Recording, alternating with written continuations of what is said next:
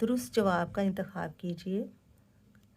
لفظ قرآن کا معنی ہے۔ قرآن کا معنی ہے کثرت سے پڑھی جانے والی کتاب، صبح کے وقت پڑھی جانے والی کتاب، آخری کتاب، محفوظ کتاب۔ تو بچوں جیسے ہم نے پڑھا ہے کہ لفظ جو قرآن ہے وہ کثرت سے پڑھی جانے والی کتاب ہے۔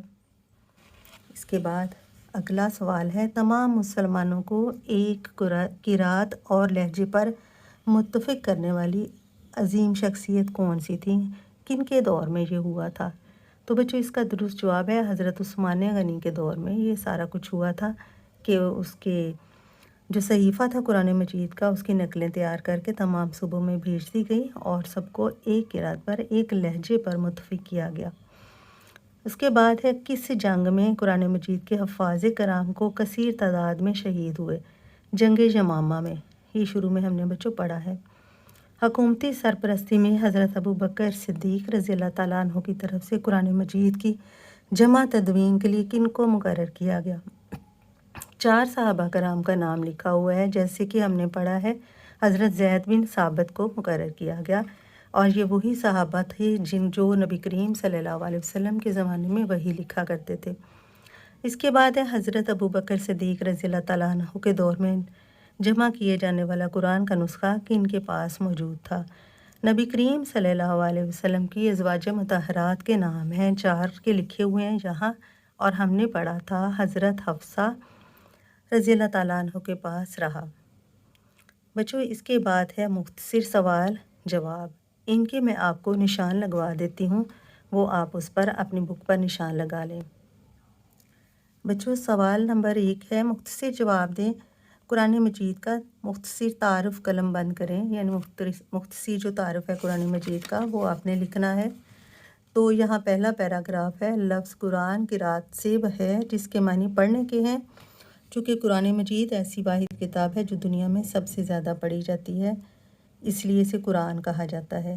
اور یہاں سے اس کے بعد بھی آگے ہم اس کو لکھ سکتے ہیں، قرآن مجید اللہ تعالیٰ کی آخری کتاب ہے جو اس نے اپنی آخری نبی حضرت محمد صلی اللہ علیہ وسلم پر نازل فرمائی، یہ اللہ تعالیٰ کا واحد کلام ہے۔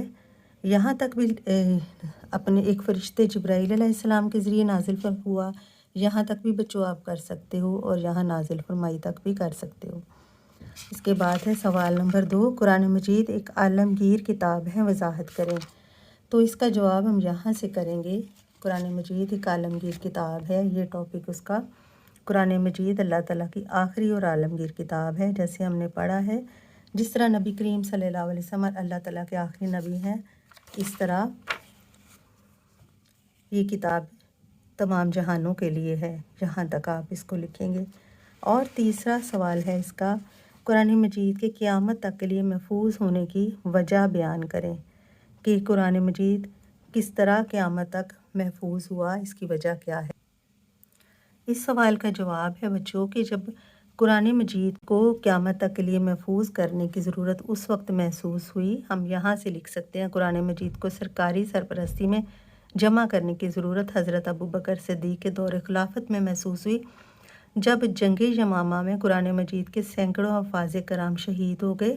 اللہ تعالیٰ کی مدد سے مسلمانوں کو اس جنگ میں یہ غیر ضروری ہے، یہ چاہے نہ لکھیں، سینکڑوں حفاظ کرام شہید ہو گئے، یہاں سے یہاں تک لکھ کر، اور پھر یہاں سے اس وقت محسوس کیا گیا کہ اگر مستقبل میں اس طرح حفاظ کرام شہید ہوتے رہے تو کہیں قرآن مجید کا کوئی حصہ ضائع نہ ہو جائے، پھر یہاں تک لکھ لیں۔ اندر والی یہ جو لائن ہے، یہ چاہے آپ اس میں یہ اس سے ریلیٹڈ نہیں ہے، یہ نہ لکھیں۔ اس کے بعد اگلا سوال ہے، قرآن مجید کا اعجاز تحریر کریں، قرآن مجید کا معجزہ یعنی کیسا ہے قرآن مجید، تو اس کا یہاں سے ہم جواب لکھیں گے، قرآن مجید کا 1400 صدیاں گزر جانے کے باوجود بھی، یہ بھی ساتھ شامل کر لیں، قرآن مجید کی حقانیت کی یہ دلیل ہے کہ 1400 صدیاں گزر جانے کے باوجود بھی قرآن مجید آج تک محفوظ ہے۔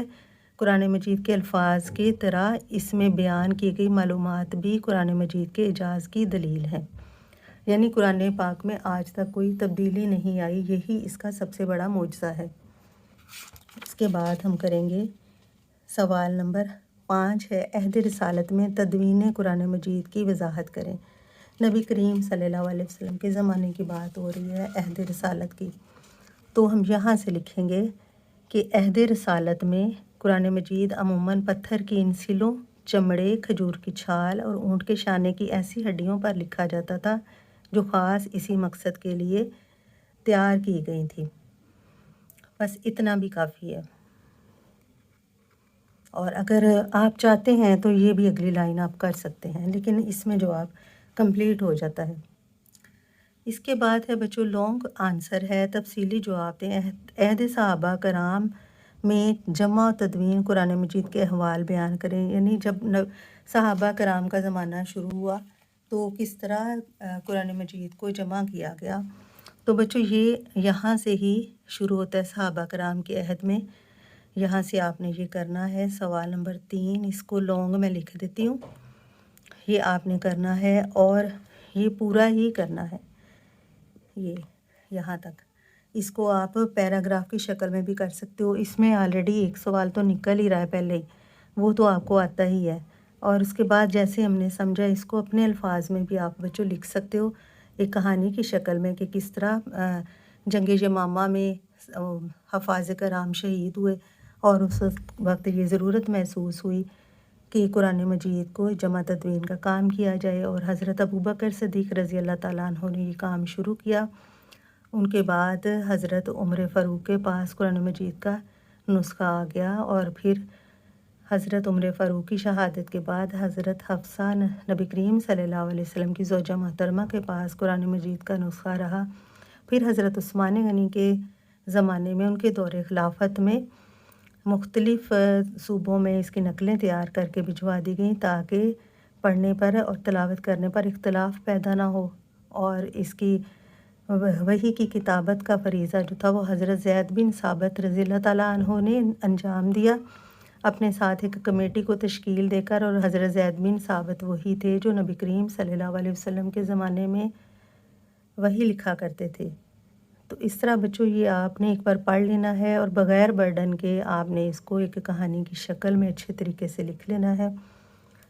اس کو اچھی طرح سے پڑھیے، انشاءاللہ ملیں گے اگلے سبق حدیث نبوی کے ساتھ۔ اپنا خیال رکھیے، اللہ حافظ۔